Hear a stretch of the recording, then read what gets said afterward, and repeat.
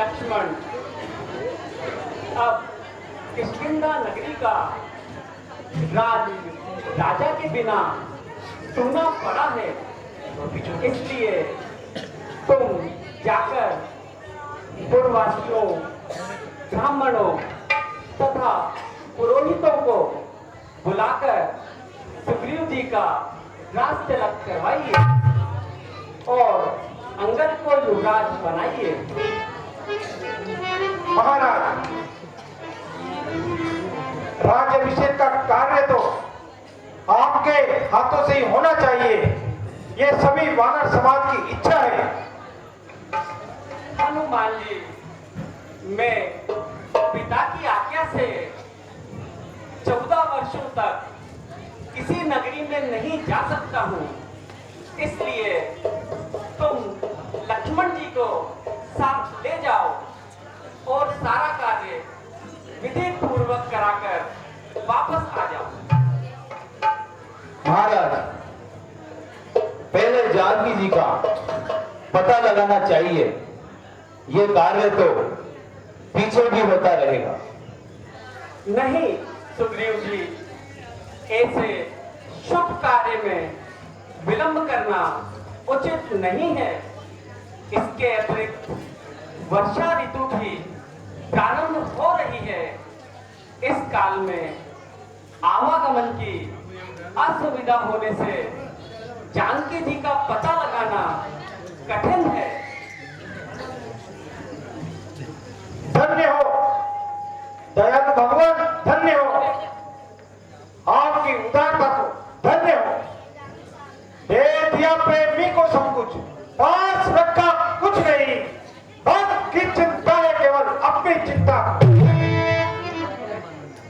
ठीक कहते हो हनुमान। मैं पतित अपावन, वानर जाति और नीच प्राणी था, किंतु प्रभु ने मुझे भी पतित अपावन और लोक का भूषण बना दिया। इससे अधिक कोमल स्वभाव और क्या हो सकता है। सुग्रीव जी, इन बातों को छोड़िए और नगर में जाकर प्रजा का पालन कीजिए। लक्ष्मण, अब तुम चले जाओ और राज्याभिषेक की तैयारी करो और फिर इसी स्थान पर लौट आओ। जैसी आज्ञा प्रभु।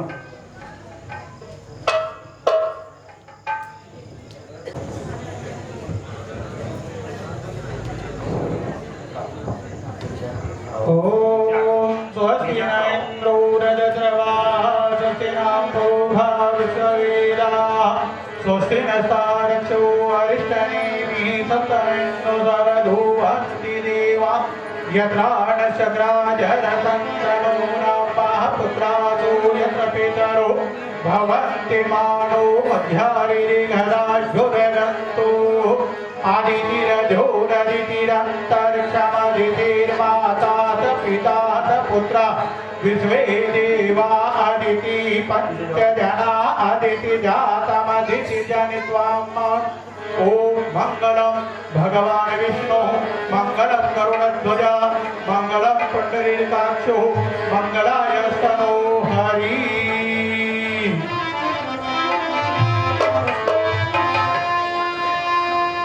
लक्ष्मण तुरंत बुलाए पुरजन विप्र समाज,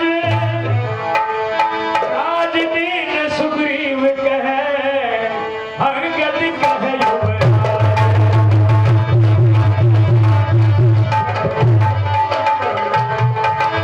आज दीन सुग्रीव कहे अंगद कहे युवराज।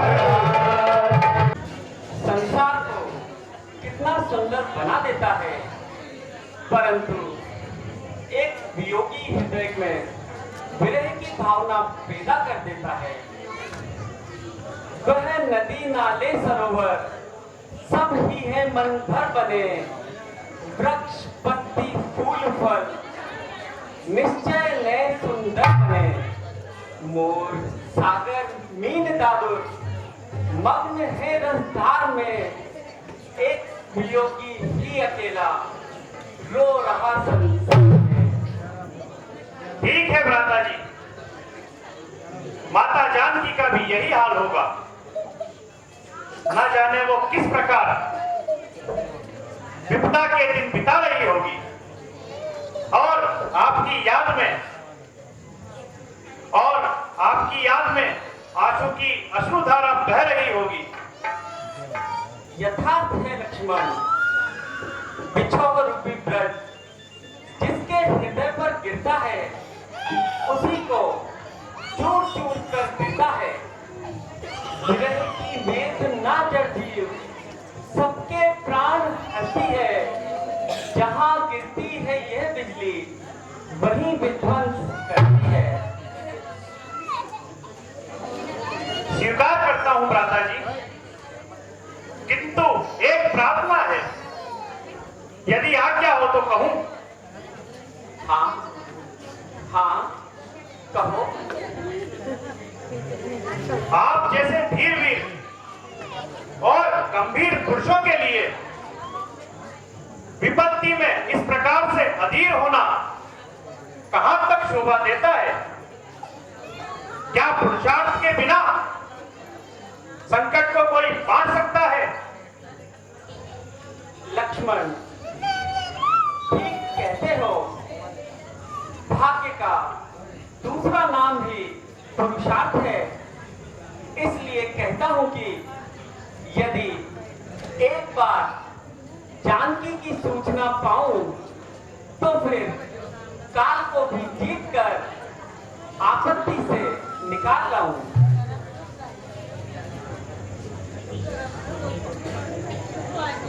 धन्य हो भ्राता जी, परंतु यदि आज्ञा हो पहले उस कपटी मित्र को ही ठिकाने लगा दूं जिसने आज तक भी मुंह नहीं दिखाया है और वचन देकर भी माता जानकी का कोई पता नहीं लगाया है। शांति से। क्या तुम्हारा तात्पर्य सुग्रीव से है? नहीं नहीं नहीं, उसके साथ ऐसा व्यवहार कदापि नहीं करना चाहिए।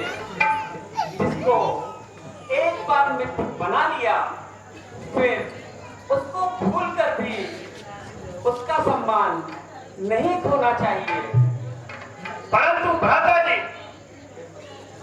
नीच लोग तो नरमी को कहां मानते हैं? लातों के भूत बातों से नहीं मानते हैं। यह तो ठीक है, परंतु वर्षा काल के लिए मैंने ही तो उन्हें रोक दिया था। अभी तो कार्तिक मास चल रहा है। हाँ भ्राता जी, योजना बनानी पड़ेगी और उसके लिए साधन जुटाना भी पड़ेंगे। अच्छा, तो तुम चले जाओ और कुछ भय दिखाकर अपने साथ ले आओ। जैसी आज्ञा भ्राता जी।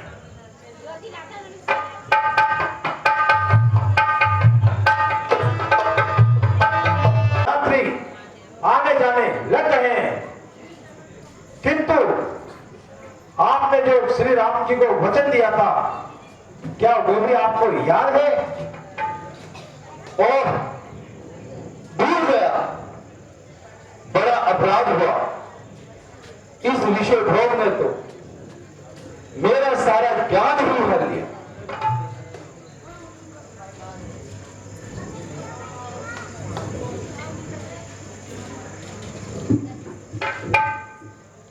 महाराज, अनर्थ हो गया।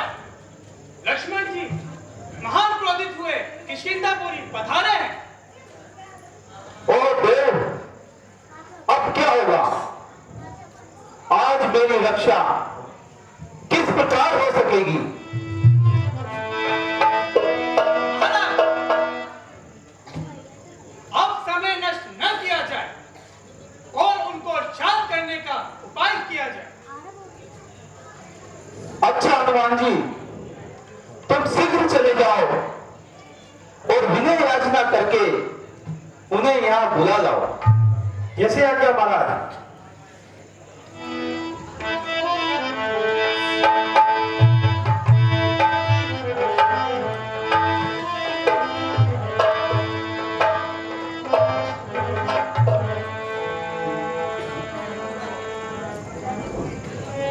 क्षमा कीजिए महाराज, मुझसे अपराध हुआ है।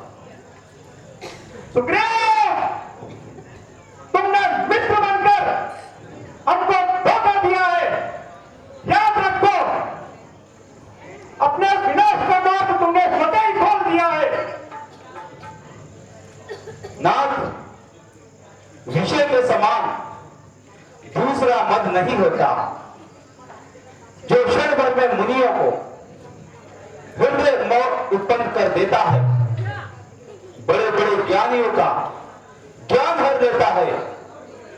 आप तो दयावान हैं, मुझे क्षमा कीजिए और मेरे दोषों पर ध्यान ना दीजिए। अच्छा तो चलो, तुम्हें भ्राता जी बुला रहे हैं। चलिए तुम लोग।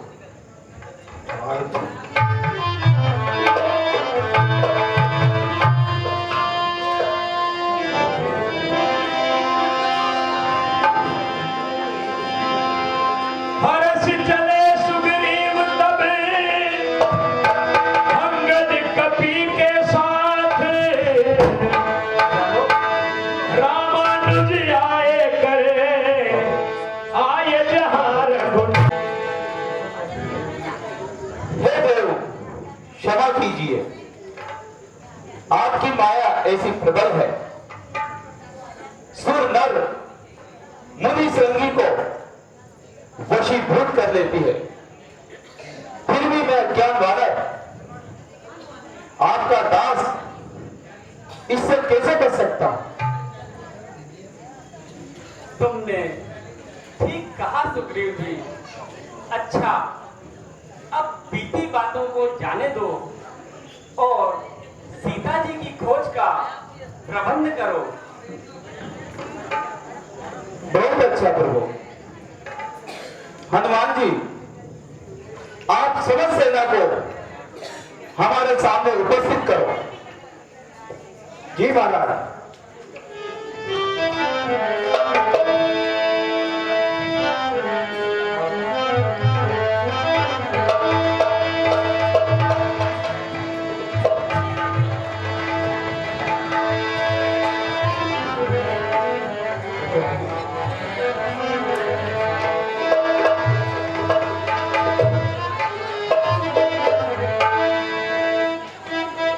हे भाइयों,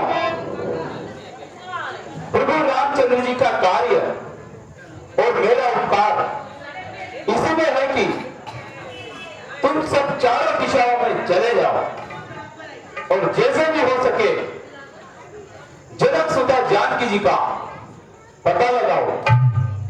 किंतु याद रखना, जो कोई 1 मास से अधिक समय लगाएगा और बिना सुधी लिए आएगा तो वह अवश्य मेरे हाथ से दंड पाएगा।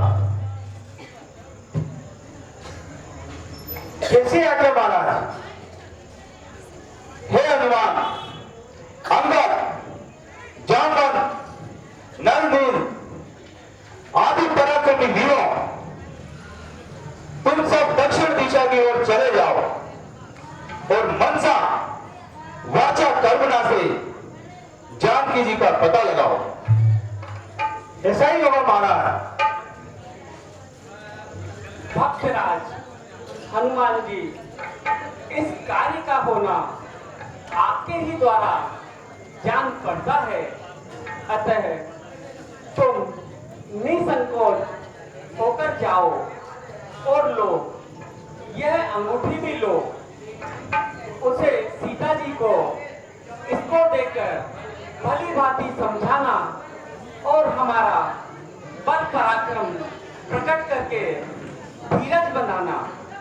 किंतु 1 मास से अधिक समय मत लगाना। लौटती बार उनकी कोई निशानी भी ले आना। जैसे आज्ञा प्रभु। जय श्री राम। जय श्री राम।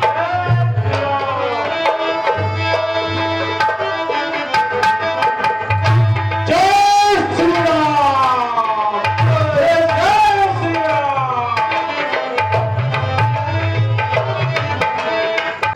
आहा, वन, नदी, पर्वत और गुफाओं में बहुत कुछ ढूंढा, परंतु कहीं पर भी माता जानकी का पता न चला।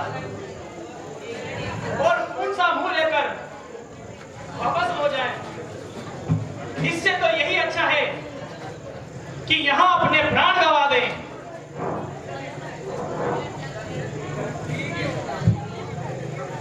सुग्रीव जी ने जो समय दिया वह भी समाप्त होने को है,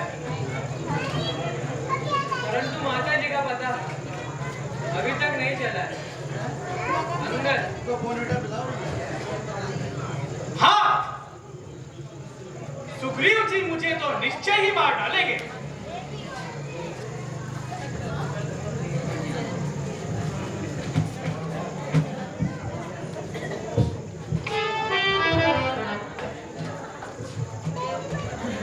तुम इस चिंता में पड़े हो बेटा राम। राम को साधारण मनुष्य न जानो, वो साक्षात ब्रह्म है। उनके कहने में कौन बाधा डाल सकता है।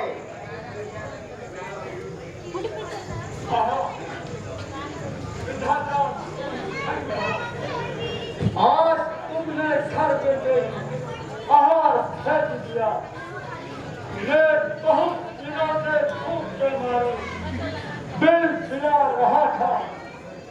आज इन सबको खाकर अपनी भूख मिटाऊंगा। हे मतिधीर जामवन जी, ये महान जीव कौन है जो हमें खाने के लिए घात लगा रहा है। हनुमान जी सुनो। कश्यप ऋषि के विनता नामक स्त्री के 2 पुत्र हुए, एक अरुण दूसरा गरुड़। फिर अरुण के 2 पुत्र हुए, एक संपत्ति दूसरा जटायु। एक दिन वो दोनों सूर्य को पकड़ने के लिए उसकी ओर बढ़े। बड़ी दूर तक उड़ने पर सूर्य की गर्मी से घबराकर जटायु को लौट आया। वो किंतु संपत्ति उठाई गया। अंत में उसके भी पंख जल गए।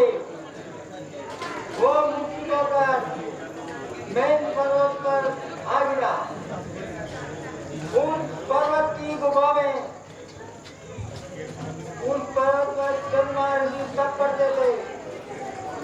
संपाति ने उनकी सेवा की। जब ऋषि ने वरदान दिया,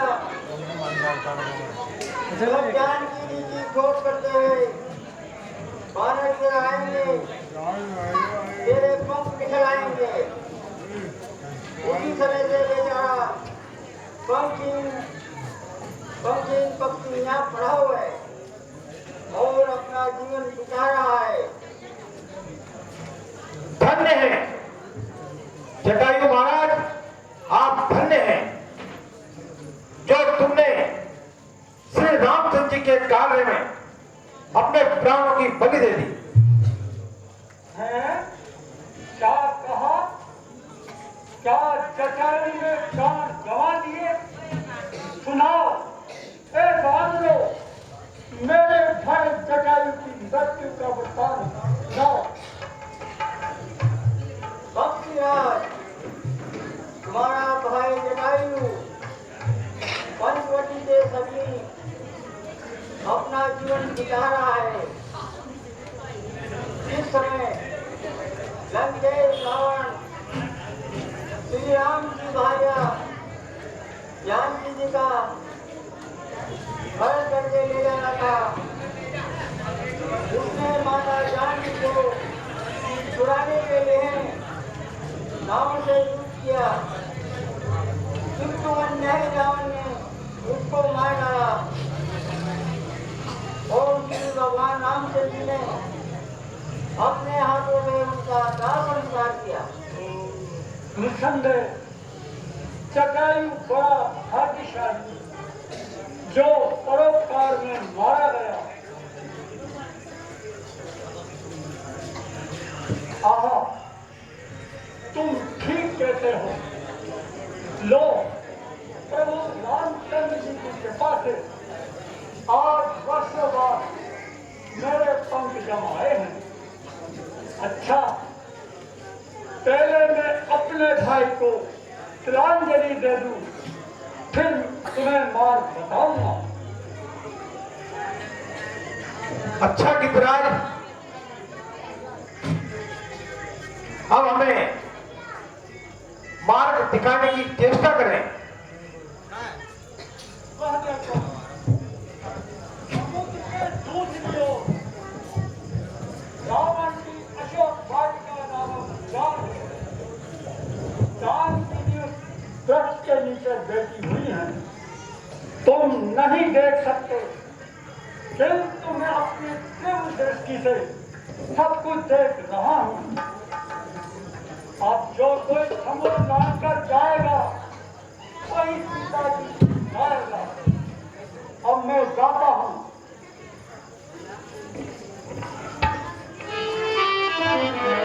लीजिए जामवंत जी, अब हमको इतना तो पता मिल गया है कि परंतु ऐसा कौन है जिस अपार समुद्र को पार करके माता जी का पता लगाए। ओ, इस समय मैं पूरा हो गया हूँ। जब भगवान ने बाण रूप धारण किए थे, भीम पग में त्रिलोकी को नापा था, उस समय मेरी करोड़ों इच्छा थी। मैंने 2 घड़ी में 7 परिक्रमा की थी। अब किंतु अब विवश हूँ। ये महान कार्य मुझसे ना हो सकता।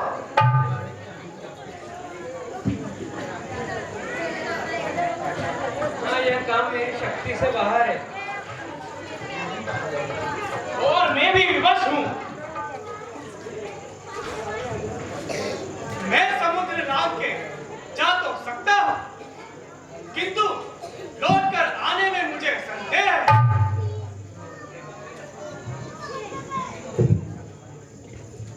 पवन पुत्र हनुमान जी, ये कार्य आपके बिना नहीं हो सकता है।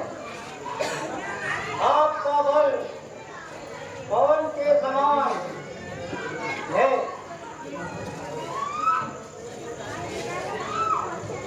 किंतु महाराज, मुझे तो कुछ संदेह होता है। नहीं, बड़ा भी नहीं। लो, पहले अपने जन्म की कथा सुनो। उसको सुनने से तुम्हें अपना बल और पराक्रम याद हो जाएगा।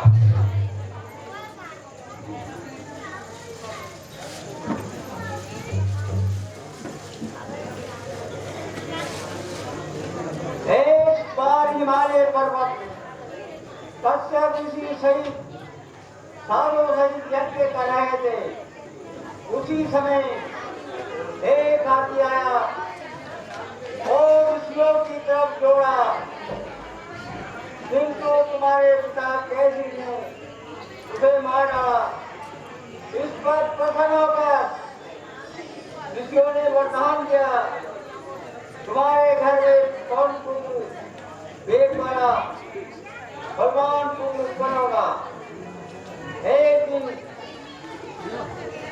दिन तुम्हारी माता अम्मी तुम्हें गोद में लेकर खड़ी थी, किंतु तुमने उठे सूर्य को पकड़ने के लिए बाएं उठाई। इस पर कुपित होकर तुमने पेट मारा, जिससे तुम्हारी चोरी पर दाग पड़ गया और तुम्हारा नाम हनुमान पड़ा।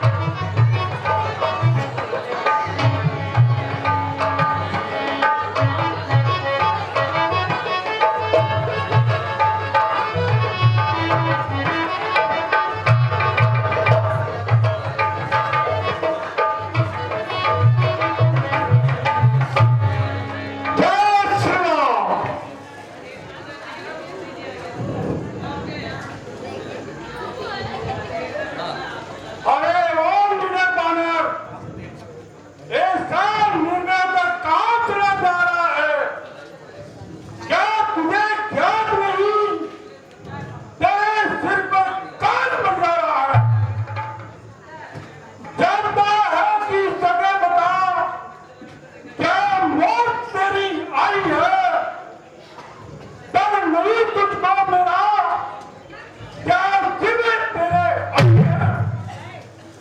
नाम लंकनी है मेरा, लंका का मेरा देती हूँ। पाँव बनाया जुड़ा दे तो तुझे अभी खाता हूँ। क्या बोली दुष्ट जंगली, क्या समझ तेरी आई है, जो हमें बाल को नहीं जानती, जो इतनी रात बनाएंगे। रात खड़ी जो रोक रही, क्या मरना ही चाहती है, पेट चलाना दान वाली, जो इतना कर आती है। अरे मोर मानव, दान अभी जाती हूँ और तुम्हें दांतों से दबाकर तेरी चट्टी बनाती हूँ।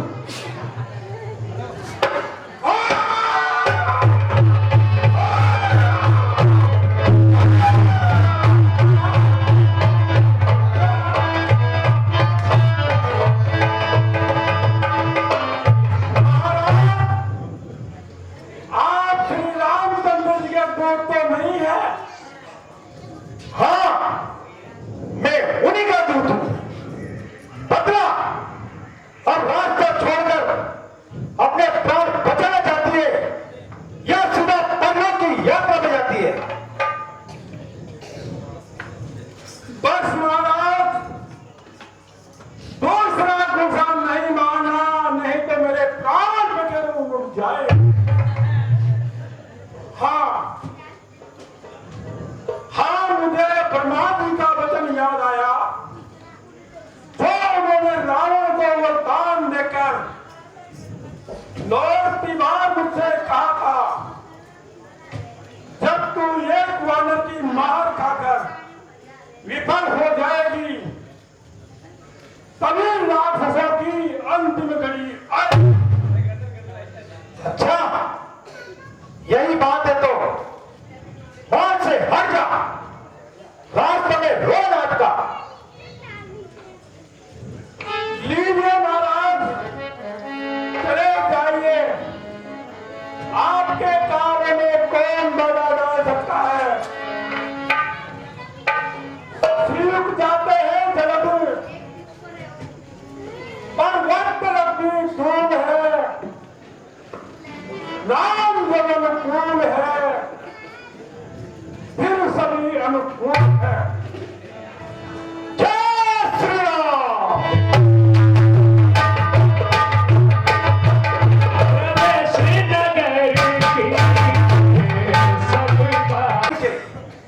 कुएं बावड़ी, गली बाजार, महल दरबार सभी देख डाले, रावण का महल भी देख डाला, परंतु कहीं पर भी माता जानकी का पता न लगा। किससे पूछूं? यदि जानकी को बिना देखे जाऊं तो जामन जी को क्या जवाब दूंगा?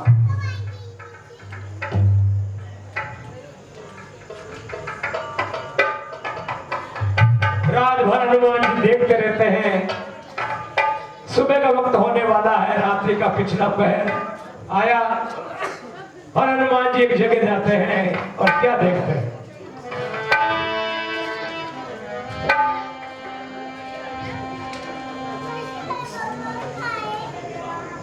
हे विधाता, ये भवन किस धर्मात्मा का है जिस पर एक और हरि मंदिर बना हुआ है, दूसरी ओर तुलसी के नवीन पौधे लगे हुए हैं? हे परमात्मा, इस राक्षस नगरी में सज्जन पुरुष का निवास कैसा? अब मुझे भी ब्राह्मण का रूप धरकर जाना चाहिए और जाकर पता लगाना चाहिए। राम राम सीताराम सीताराम।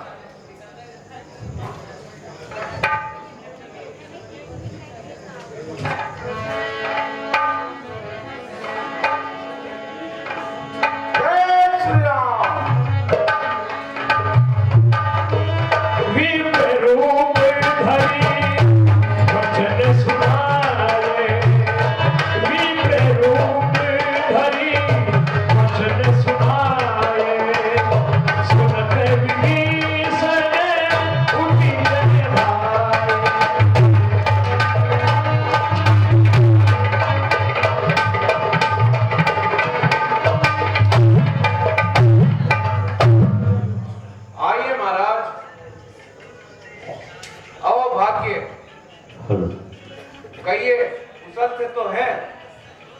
कहां से आना हुआ?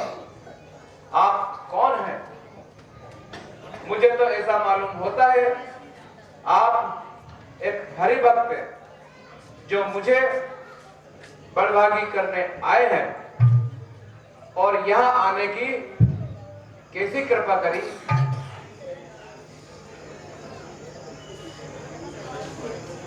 हे तात, मेरा नाम हनुमान है। मैं श्री रामचंद्र जी का दूत हूं। महाराज, उनकी स्त्री जानकी जी को रावण हरण करके यहां लाया है, सो उनको खोजने के लिए मैं यहां आया हूं। मैंने सब लंका ढूंढ डाली, परंतु अभी तक माता जानकी का कुछ पता न लगा। किंतु महाराज, इस लंका नगरी में चारों ओर राक्षस निवास करते हैं। जिधर देखो उधर की पाखंड नजर आता है।